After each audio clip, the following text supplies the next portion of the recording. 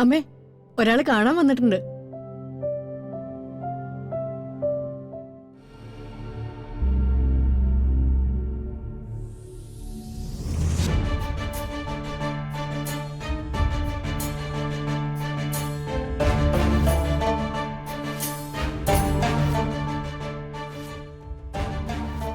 ഇവളോ? എന്താ യശോദേ കാര്യം? കാര്യമൊന്നും പറഞ്ഞില്ല. വന്നിട്ട് കുറച്ചു നേരമായി. അവിടെ ഒതുങ്ങി നിൽക്കുകയായിരുന്നു.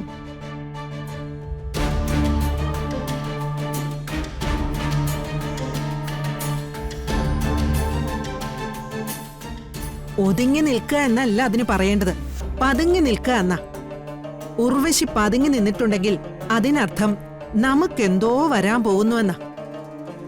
അമ്മ ക്ഷമിക്കണം, ഞാൻ എല്ലാവരെയും ഒന്ന് കാണാൻ. ചെറിയമ്മയ്ക്ക് എന്താ ഇപ്പൊ അങ്ങനെ തോന്നാൻ? നമ്മളിവിടെ മനസ്സമാധാനത്തോടെ ജീവിക്കുന്നുവെന്ന് ആരെങ്കിലും പറഞ്ഞിട്ടുണ്ടാവും. പിന്നെ ഇരുന്നാൽ ഇരിപ്പുറയ്ക്കോ, അതുകൊണ്ട് പുറപ്പെട്ടു, അത്ര തന്നെ. അമ്മേ, ഒന്നും പറഞ്ഞ് വിശ്വസിപ്പിക്കാൻ നോക്കണ്ട. ഞങ്ങള് വിശ്വസിക്കില്ല.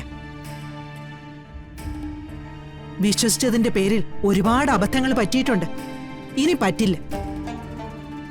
അമ്മ പറയുന്നതൊക്കെ ശരിയാ. ഞാൻ നിങ്ങൾക്കൊക്കെ ദ്രോഹം മാത്രമേ ചെയ്തിട്ടുള്ളൂ. ഏറ്റവും അവസാനം അമ്മയ്ക്ക് അസുഖം വന്നപ്പോ അമ്മയെ ഔട്ട് ഹൗസിലേക്ക് കൊണ്ടുപോയി കിടത്തിയതും ഞാനാ.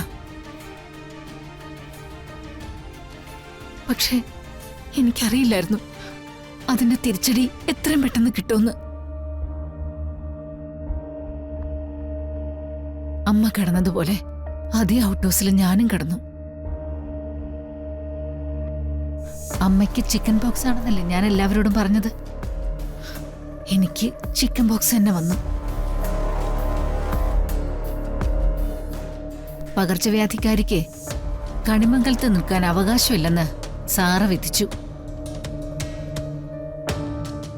സാറ വിധിച്ച പിന്നെ ചന്ദ്രേട്ടൻ വേറൊന്നും നോക്കില്ല. അവിടെ കിടന്ന് ചത്തുപോന്ന ഞാൻ കരുതിയ. ചത്തില്ലെന്ന് ഞാൻ ആശ്വാസത്തോടെ പറഞ്ഞു. പക്ഷേ അതേ വാക്ക് ചത്തില്ലല്ലേന്ന് ചന്ദ്രേട്ടൻ അറപ്പോടെ പറയുന്നതും ഞാൻ കേട്ടു.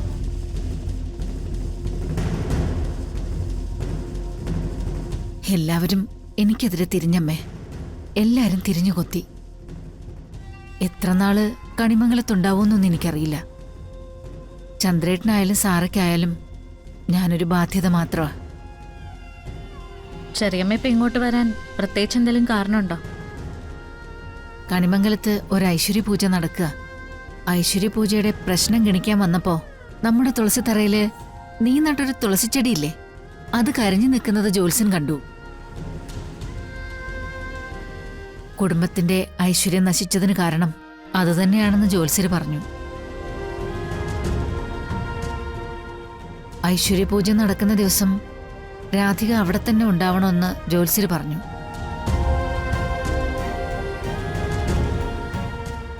അതുകൊണ്ട് മോളെ സമ്മതിപ്പിക്കാൻ വേണ്ടിയാ എന്നെ വിട്ടിരിക്കുന്നത്.